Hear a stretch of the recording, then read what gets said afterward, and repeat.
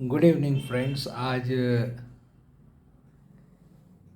14 दिसंबर को एक ऐसा न्यूज़ पब्लिश हुआ है न्यूज़पेपर में, जिसे पढ़ के कोई भी अ, विचारशील मानवतावादी हृदय का कोई भी आदमी आज खुशी से झूम उठेगा। ये खबर है कि अमेरिका में कैलिफोर्निया के पास कोई इंस्टीट्यूट है, जिसने साइंटिफिक इंस्टीट्यूट जिसने पहली बार एक बड़े स्केल पे न्यूक्लियर फ्यूज़न करके न्यूक्लियर एनर्जी पैदा की है। दोस्तों, आप में से अधिकांश लोग जानते हैं कि न्यूक्लियर एनर्जी ही भविष्य है। और ये जो है रिन्यूएबल सोर्स ऑफ एनर्जी, ये भी फ्यूचर है। जैसे हवा से विंड मिल के द्वारा बिजली पैदा करना, या समुद्र की लहरों से पैदा करना, या नदियों के प्रवाह से बिजली पैदा करना। तो ये रिन्यूएबल सोर्सेज हैं एनर्जी के, जो कभी ख़त्म नहीं होंगे। लहरें हमेशा रहेंगी इस समुद्र में, हवा हमेशा रहेगी इस धरती पे, नदियाँ हमेशा बहती रहेगी। तो ये सब तो बहुत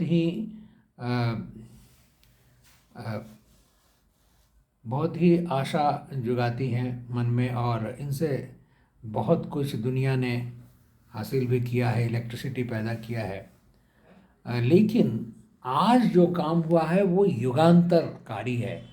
एक नए युग में मानव प्रवेश कर रही है। ये इतना सुखद आश्चर्य है कि लगभग 90 साल से, yes, you heard it right, 90 years, 1930 में न्यूक्लियर फ्यूज़न से एनर्जी पैदा करना, इसकी चेष्टा 1930 के लगभग आरंभ की गई दुनिया भर में। और कालांतर में जो है बहुत से लोगों ने, धनी मानी लोगों ने, कुछ संस्थाओं ने बहुत सारे पैसे लगाए कि अब हम सूरज की तरह जो है क्लीन एनर्जी बनाएं। आप जानते हैं कोल वगैरह जलाने से बहुत सारा कार्बन डाइऑक्साइड पैदा होता है। कोल से भारतवर्ष में अभी भी 70% इलेक्ट्रिसिटी, भाइयों और बहनों, भारतवर्ष में 70% अभी भी कोयले से विद्युत उत्पन्न होता है। जबकि फ्रांस जो है लगभग 50% से ऊपर अपनी बिजली की आपूर्ति एटॉमिक एनर्जी से करता है।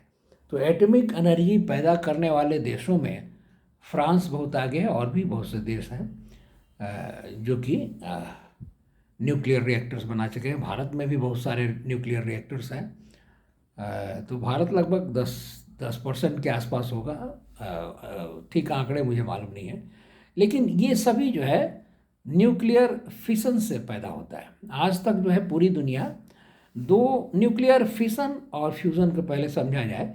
न्यूक्लियर फिशन से ये होता है कि दो न्यूक्लियर एटम्स जो हैं, जैसे कि यूरेनियम, थोरियम जैसे एटॉमिक मिनरल्स, इनके टकराव से, इनके फिशन से जो है एनर्जी पैदा होती है। ठीक इसके उल्टा, जैसा कि सूर्य में होता है कि हाइड्रोजन के या और भी मटेरियल्स जो हैं उनको फ्यूज़ किया जाता है, उनको जो मिलाया जाता है एक दूसरे को, और इसके लिए बहुत अधिक तापमान चाहिए इनको मिलाने के लिए। तो दो एटम्स को फ्यूज़ किया जाता है, और उससे जो है एनर्जी निकलती है, उसको एटॉमिक फ्यूजन। तो जोड़ने से और तोड़ने से, तो अभी तक न्यूक्लियर मटेरियल तोड़ने से, फिशन से पैदा होता था, लेकिन अब जो है भविष्य में जो है एक क्लीन एनर्जी का सोर्स होगा न्यूक्लियर फ्यूज़न।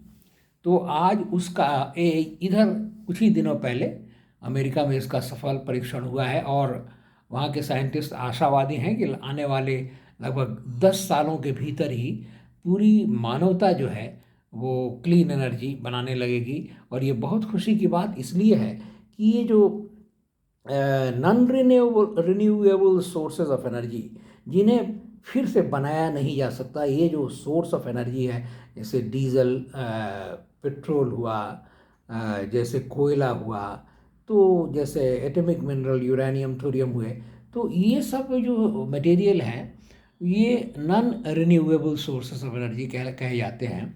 और ये इनका भंडार लगभग दुनिया में ख़त्म हो रहा है। कोयला तो कई देशों में ख़त्म हो गया है, या वो इतने नीचे पाया जाता है कि जिसको बाहर लाने में, बिजली बनाने में जो जो खर्च होता है बहुत ज़्यादा होगा।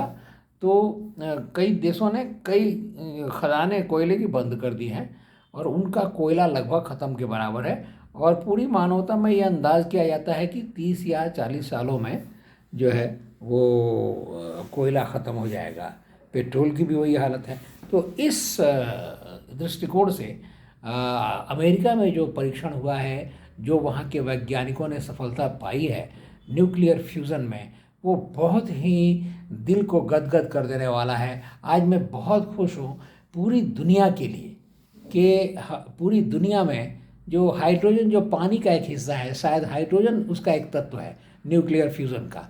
तो जैसे सूर्य जो है अनंत काल से ऊर्जा बिखेर रहा है दुनिया में, वैसे ही मानव भी छोटा सूरज हर देश जो है तैयार कर सकेगा, और दुनिया में क्लीन एनर्जी, जिसमें जो है पर्यावरण को कोई नुकसान नहीं हो, ऐसा एनर्जी पैदा होगा।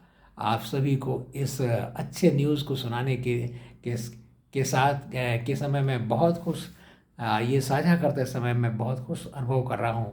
और आप भी जानिए कि मानवता ने एक नए युग में जो है अपना पाँव रखा है। ये उतनी ही बड़ी सफलता है लगभग जैसे कि इलेक्ट्रिसिटी का आविष्कार कहिए, या जैसे चांद पर मानव ने पाँव रखा। इस तरह की युगांतरकारी जो काम हुए हैं, जो मानव ने सफलता पाई है साइंस की दिशा में, या जैसे पेंसिलिन का आविष्कार हुआ, जैसे बेहोश करने की दवा का आविष्कार हुआ।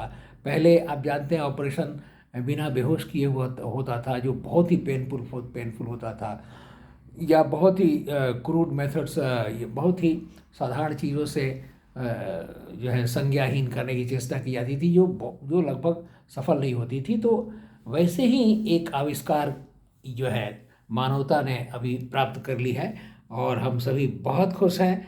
और अमेरिका के साइंटिस्ट जो ये डेफिनेटली, उसमें इंडियंस भी होंगे, उसमें चाइनीज़ भी हैं। अमेरिका में तो बहुत से रेस के लोग जाके बस गए हैं।